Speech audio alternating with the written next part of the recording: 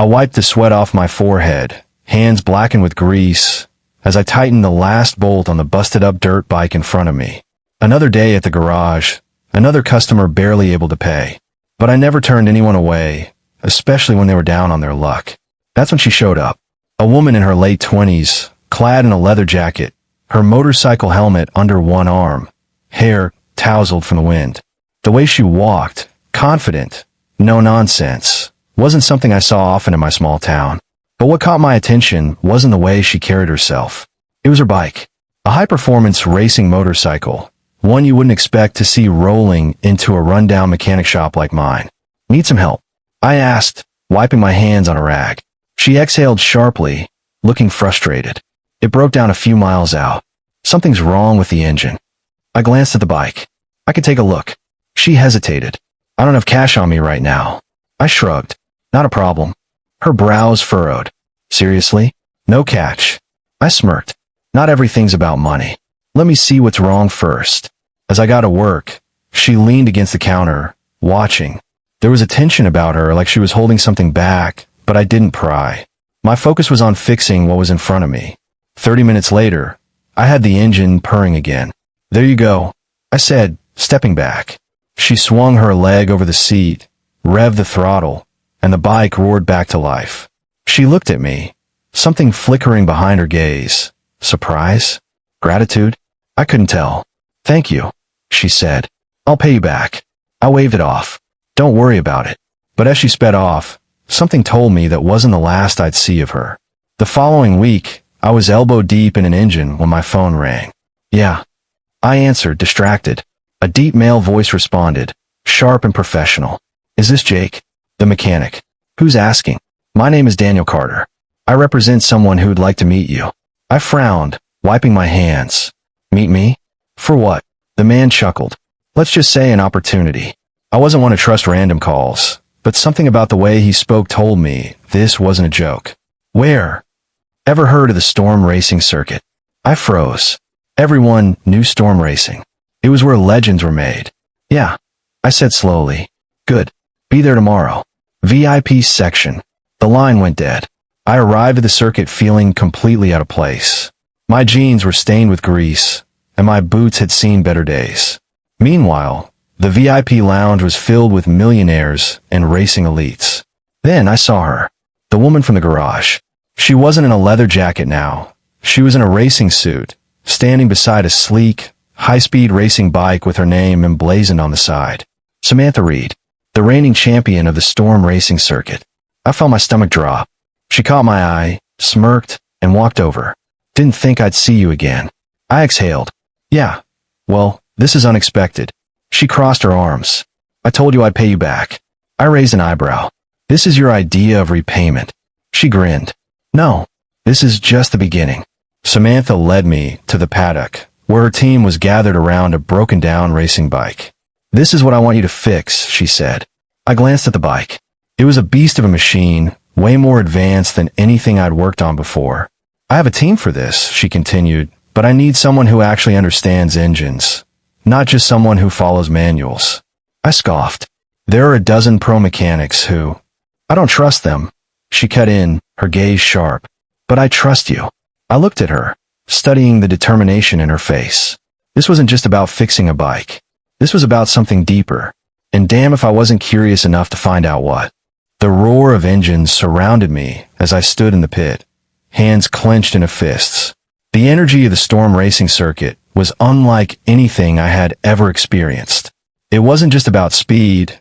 It was about dominance, about proving you belonged in a world where the weak were chewed up and spit out. Samantha stood beside me, helmet in hand, her gaze fixed on the track. The final race of the championship was in 2 days, and this was the last practice session before the real battle. You sure about this? I asked, eyeing the pristine racing machine in front of us. She smirked. I trust you more than half the people on my team. That trust came with weight. After fixing her bike back in my garage, I'd unknowingly stepped into something much bigger than a simple repair job. I wasn't just a mechanic anymore. I was her last line of defense against a system that didn't want her to win. And it turned out, someone on her team was actively trying to make sure she didn't. That night, I stayed late at the garage, triple-checking Samantha's bike. The pit crew had already left, but something gnawed at me. A gut feeling. I crouched beside the engine, running my fingers along the bolts, and then, click, a loose bolt. Not just any bolt. One directly connected to the throttle system. If Samantha had gone full speed on the track, the engine could have seized up. At 200 miles per hour, that wasn't just a crash. It was a death sentence. My blood ran cold. Someone wanted her out of this race, and they didn't care if it killed her. I stormed into the team's prep room, my heart hammering. The entire pit crew was gathered, drinking, laughing, except for one man. Darren. He was one of the lead engineers, a man with years of experience under his belt, but something about him had always seemed off. The way he sneered when Samantha won. The way he whispered behind her back. I slammed the loosened bolt onto the table. Someone want to explain this? The room went silent. Darren leaned back, smirking. Looks like a mechanical failure. Bullshit. My voice was sharp. This wasn't a failure. It was sabotage. His expression darkened. Watch yourself, kid. You don't know what you're talking about. I stepped forward, fists clenched. Try me. Before things could escalate, Samantha entered the room. Her eyes flicked between us, instantly reading the tension. I tossed the bolt to her, watching as she examined it. Her jaw tightened. Get out, she told Darren, her voice like steel. He scoffed. You'll regret this. Samantha didn't blink. You're done. Security will escort you out. The man glared, but he knew it was over. He grabbed his gear and left, but the damage was done. This wasn't over. Not by a long shot. Race day. The energy in the stadium was electric. Thousands of fans filled the stands, the tension thick enough to cut with a knife. Samantha sat on her bike, fingers flexing against the throttle. I crouched beside her, checking everything one last time. You got this, I said. She exhaled slowly. And if I don't? I met her gaze. Then we go again. Until you do. Something shifted in her expression, a flicker of something unspoken. Then, the announcer's voice boomed through the speakers. Racers to the starting line. She revved the engine, the sound sending a thrill through my chest. I stepped back as she rolled forward, positioning herself among the elite. The best of the best. And then the lights dropped. Green.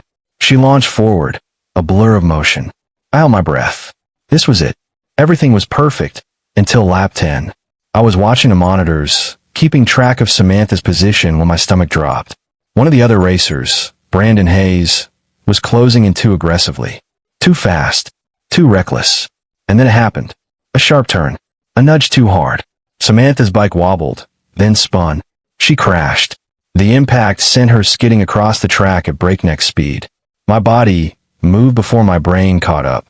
I sprinted toward the wreckage, pushing past security, my heart slamming against my ribs. By the time I reached her, she was groaning, struggling to sit up. Sam, I dropped beside her. Talk to me. She coughed, eyes unfocused. Bastard clipped me. I turned, watching as Brandon Hayes casually pulled off his helmet, grinning like it was just another day at the office. Rage burned through me. This wasn't a mistake. This was deliberate, and I wasn't going to let it slide. Samantha was cleared by the medics. No broken bones, just bruises and scrapes. But the damage wasn't just physical. Her chances at winning were gone. Or so everyone thought. Race isn't over, I said. She scoffed. I'm in last place. My bike's trashed. I crossed my arms. Then we fix it. The pit crew hesitated, doubt written across their faces. But I wasn't asking. I grabbed my tools and got to work. With less than 10 laps left, Samantha was back on the track. Dead last. But she was furious. And a furious racer was a dangerous one. I watched, breathless, as she tore through the ranks, overtaking one, then another, her movements sharper, more aggressive than I'd ever seen. By the final lap, she was in second place. Brandon was ahead. It was now or never. The final turn. Brandon tried the same move again, nudging Samantha's bike. But this time, she was ready. She held firm. Then, in the final stretch, she gunned the throttle and crossed the finish line. First, the crowd erupted. I exhaled, tension flooding out of me. She did it. The roar of the crowd was still ringing in my ears as Samantha stood atop the podium, holding her trophy high. Flashbulbs went off, reporters swarmed, and the racing world finally saw what I had known all along. Samantha Reed wasn't just a racer. She was a legend. I stood in the shadows of the pit, watching her soak in the moment. I should have been thrilled, but instead, something gnawed at me. This victory had come at a cost. Someone had tried to sabotage her. Someone wanted her out. I needed to find out who. That night, after the celebrations had died down, I found Samantha sitting alone in the team's private lounge, her gaze fixed on the golden trophy in front of her. She looked different. Not victorious. Not triumphant. Just exhausted. "You should be happy," I said, taking a seat beside her. She scoffed. "Winning a battle doesn't mean you've won the war." I leaned forward. "You think this goes deeper than just Brandon?" Her jaw clenched. "I know it does." I exhaled, running a hand through my hair. "Who?" She hesitated. Then, barely above a whisper, she said, "My sponsor." I froze. "What?" She looked at me then, eyes filled with something I couldn't quite place. "Daniel Carter. The guy who brought you here? He doesn't want me to win. He never did." I felt my stomach drop. Carter was the one who had called me, the one who had given me the opportunity of a lifetime. But now, I realized, he wasn't trying to help Samantha. He was trying to control her. "He placed bets against me," she continued, voice hollow. "A lot of money. If I lost, he would have made millions." The realization hit me like a freight train. The sabotage, the rigged bolts, Brandon's crash attempt. It had all been orchestrated by the man who had given me my first break. The next morning, I was called to Carter's private office. He sat behind a massive mahogany desk, the kind that screamed power, the kind that made men feel small in front of him. But I wasn't in the mood to play his game. "You wanted to see me?" I said, leaning against the wall. Carter smirked. "You're a smart kid, Jake. I like that about you." I didn't respond. He leaned forward. "Samantha is a liability. Her contract is up after this season. Walk away, and I'll make sure you have a permanent place in this business." I scoffed. "You're offering me a job?" He smiled. "I'm offering you power, connections. You're talented, but you're nothing without the right people backing you." I met his gaze. "And let me guess, those right people include you?" His smile widened. "That's how the game works, son." I stared at him for a long moment, then slowly stood. "You know, I used to think the racing world was about skill, about talent." Carter chuckled. "That's what the fans believe. We both know better." I turned to leave. "Think about it," he called after me. "This business eats people alive. Don't make the mistake of choosing the wrong side." I didn't look back, because I'd already made my choice. I told Samantha everything. She wasn't surprised.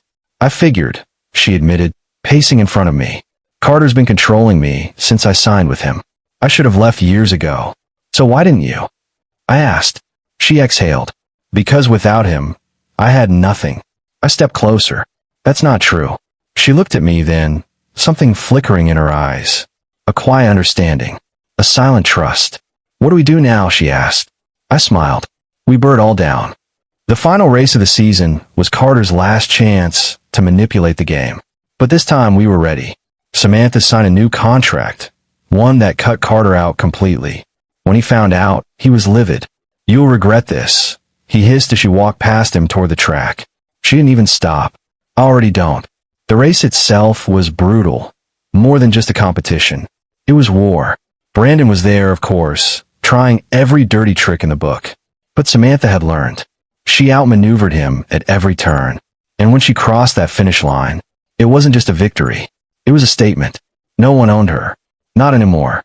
After the race, Samantha and I stood in the pit, the scent of burnt rubber thick in the air.